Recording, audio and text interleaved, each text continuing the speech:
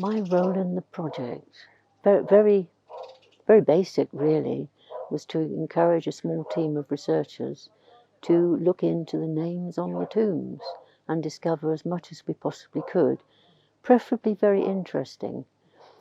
Unfortunately, most of our subjects were very silent. One or two of them were a little bit, I was going to say naughty in terms of Georgian England, but very revealing.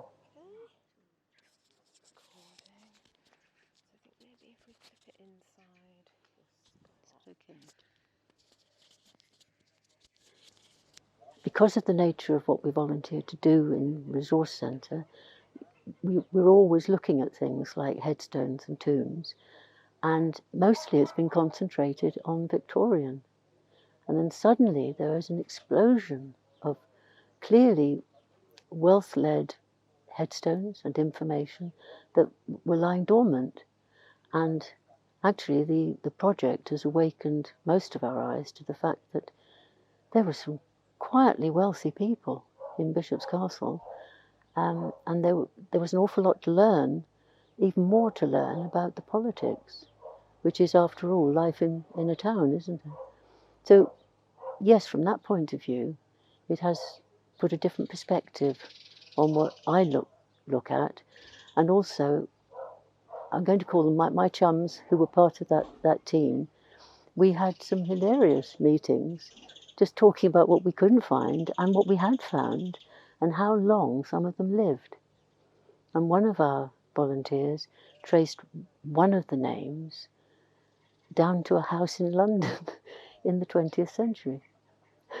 It's just amazing. You never know what's going to come out.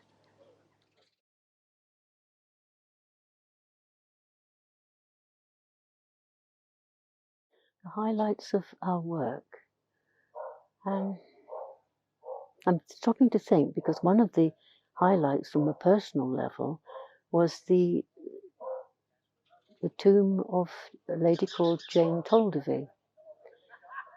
Unfortunately, before the conservators started work, her tomb was practically non-existent and couldn't even read the dedication properly.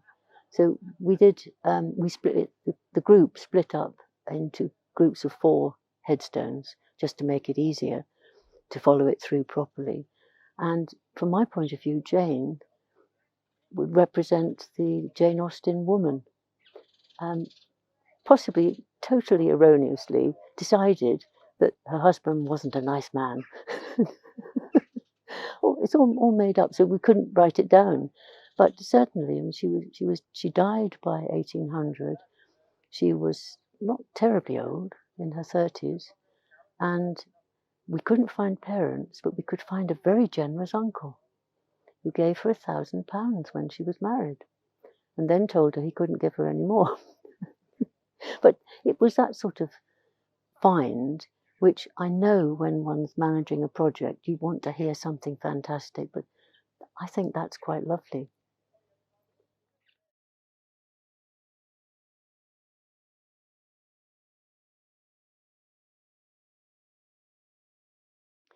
We had almost finished the research.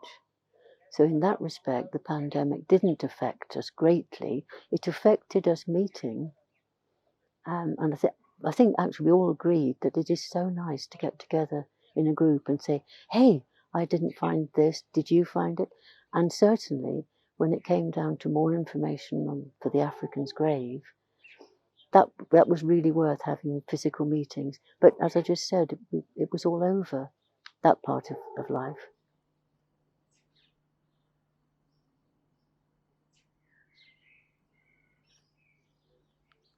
There'll be renewed and extended interest in the churchyard, and any kind of, to use the phrase, spin-off from that will come into the town. For some long while, quite a lot of us have thought there was more to Bishop's Castle in Georgian England than we can actually find. This has proved the theory, I mean, this is going from people who've been working on it since the 1970s, down to those of us in the 1990s and now. But we had an inkling by the I was going to say the look of the shops and the buildings, they're quietly restrained, and it's saying there's more to us. It makes one want to find out more and tie up lots and lots of loose ends. So I guess from that point of view, volunteers doing research at BCHRC will have a wealth of other information to seek and to find, and literally to find. The people from wider afield and locally will look at a new look at their own churchyard. If I can add a plug for where I live, Maidstone Churchyard has got quite a lot of 18th century headstones and tombs. And in the one thing that came from the pandemic, because I was at home, I decided to seek out my Maidstone Georgians. And it's only because of this project and the pandemic, that I would have thought of doing it yet. I might do it before I was 100, but there's more to Bishop's Castle than meets the eye. Come and see it. Come and have a pint in the pub and look at the next Insight Guide.